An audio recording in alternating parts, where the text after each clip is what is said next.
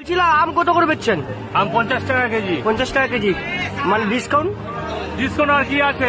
না বৃষ্টি পড়লো তো, বৃষ্টি পড়েছে তো তাই জন্য বলছি। বৃষ্টি পড়েছে তার জন্য তো এখন 40 টাকা 50 টাকা বেচতে হচ্ছে। 40 টাকা 50 টাকা। হ্যাঁ, সকালকার ভিডিও থেকে দেখতে পারবেন। আচ্ছা এটা কোন আম? এটা কোন আম? এটাকে বলে হিমসাগর। আমাদের হিমসাগর। এখানকার ভাষায় বলে এটা খিরসাপতি। আচ্ছা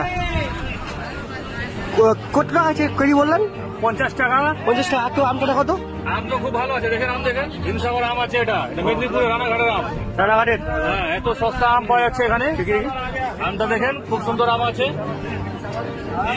হ্যাঁ, আর এটা হলো আপনি ভালো আম খেতে হলে এখানে আসবেন। লালু দা এটা কি নেবুটা কি? চ্যানেলে ফেসবুকে আছে। এটা হলো কমলা লেবু।